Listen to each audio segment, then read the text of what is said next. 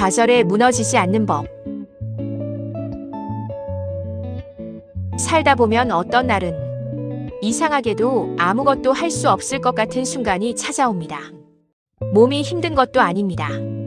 시간이 없는 것도 아닙니다. 그런데 마음이 움직이지 않습니다. 해야 할 일이 눈앞에 있는데도 손이 가지 않고 다시 해보려고 마음을 먹어도 금방 포기하게 됩니다. 그때 우리는 이렇게 말합니다. 의욕이 없다. 하지만 조금 더 깊이 들여다보면 그건 단순한 의욕의 문제가 아닙니다. 그 안에는 이미 좌절이 자리 잡고 있습니다. 좌절은 어느 날 갑자기 생기지 않습니다. 처음에는 아주 작게 시작됩니다. 기대했던 결과가 나오지 않았을 때, 생각보다 일이 잘 풀리지 않았을 때, 누군가의 반응이 예상과 달랐을 때, 그때 우리는 가볍게 이렇게 생각합니다. 아쉽다. 다음에는 잘해보자.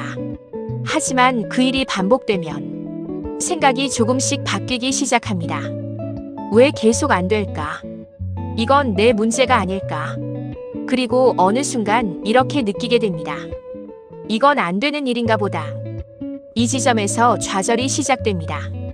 많은 사람들은 좌절을 실패와 같은 것으로 생각합니다.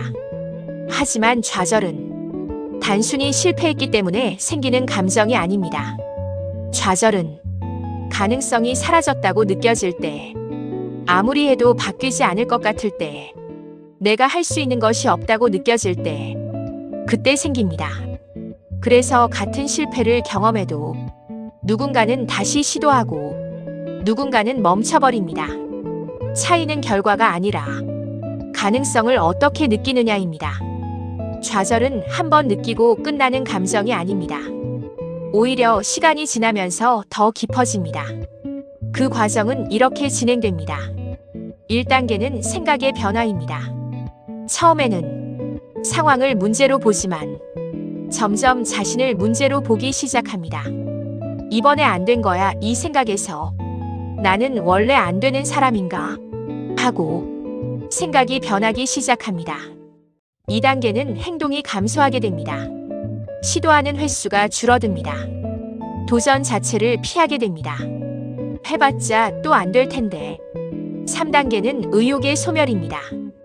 이제는 하고 싶다는 마음 자체가 사라집니다. 굳이 할 필요 있나? 이 3단계가 반복되면서 좌절은 점점 상태가 됩니다. 좌절 자체보다 더 위험한 것은 멈추는 것입니다. 멈추는 순간 변화는 일어나지 않습니다. 그리고 변화가 없기 때문에 우리는 다시 확신하게 됩니다. 역시 안 되는 거였어. 이 확신이 좌절을 더 깊게 만듭니다. 좌절 속에 있을 때 우리는 한 가지 착각을 합니다. 이 상태가 계속될 것 같다. 지금의 막막함이 앞으로도 계속될 것 같고 지금의 무기력이 영원히 이어질 것처럼 느껴집니다. 하지만 이것은 사실이 아닙니다. 지금의 상태는 단지 지금의 상태일 뿐입니다. 그것이 미래를 결정하지는 않습니다. 그렇다면 좌절 속에서도 다시 일어나는 사람들은 무엇이 다를까요? 그들은 더 강한 사람이어서가 아닙니다. 더 뛰어난 사람이어서도 아닙니다. 단지 한 가지를 다르게 합니다. 완전히 멈추지 않는다는 사실입니다. 그들은 완벽하게 준비되지 않아도 움직입니다. 아주 작게라도 다시 시작합니다. 중요한 것은 크기가 아니라 끊기지 않는 것입니다. 그리고 자신을 포기하지 않는다는 점입니다. 결과가 좋지 않아도 자신 자체를 부정하지 않습니다. 나는 실패했다가 아니라 이번 시도가 잘 안 됐다라고 봅니다. 그리고 속도를 받아들인다고 하는 점입니다. 그들은 느린 것을 받아들입니다. 빨리 가는 것보다 계속 가는 것을 선택합니다. 이제 가장 중요한 부분, 좌절에서 벗어나는 방법을 언급하려고 합니다. 첫 번째는 아주 작은 행동부터 시작하는 것입니다. 좌절 상태에서는 큰 목표가 오히려 부담이 됩니다. 그래서 필요한 것은 작게 시작하는 것입니다. 10분만 해보기, 한 가지만 해보기, 아주 쉬운 것부터 시작하기. 이것이 다시 움직이게 만드는 시작입니다. 두 번째는 결과보다 지속에 집중하는 것입니다. 결과를 보려고 하면 다시 좌절하게 됩니다. 그래서 기준을 바꿔야 합니다. 잘했는가가 아니라 계속했는가. 세 번째는 자신을 공격하지 않는 것입니다. 좌절한 상태에서 자기 비난은 치명적입니다. 나는 왜 이럴까?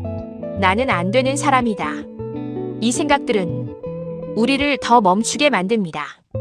특히 중요한 대목은 좌절은 실패가 아니라 멈춤에서 깊어진다는 것을 절대 잊지 말아야 합니다.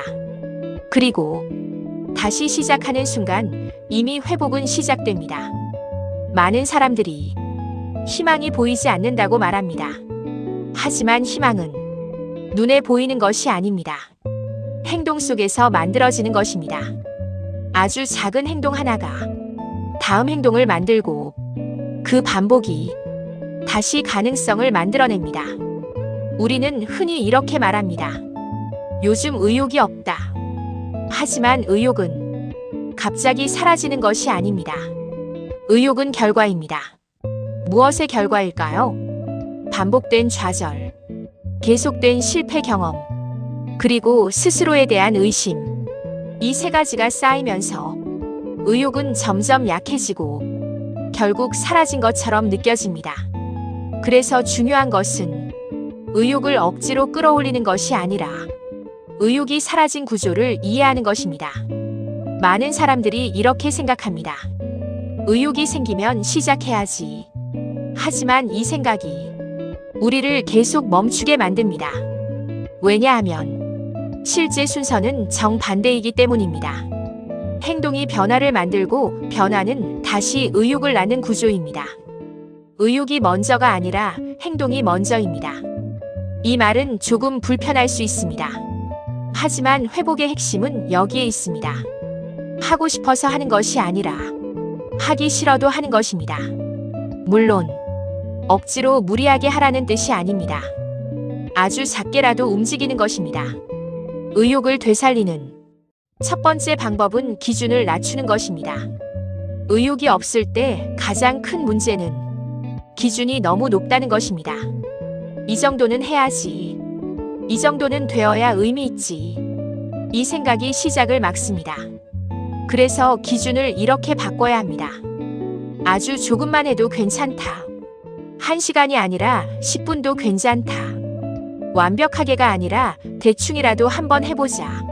전부가 아니라도 일부만이라도 해보자. 이 변화가 의욕의 시작을 만듭니다. 두 번째 방법은 결과를 보지 말라는 것입니다. 의욕이 없는 상태에서 결과를 보려고 하면 다시 좌절하게 됩니다. 그래서 목표를 바꿔야 합니다. 성과가 아니라 실행을 먼저 하는 것입니다. 오늘 잘했는지가 아니라 오늘 했는가. 이것이 중요합니다.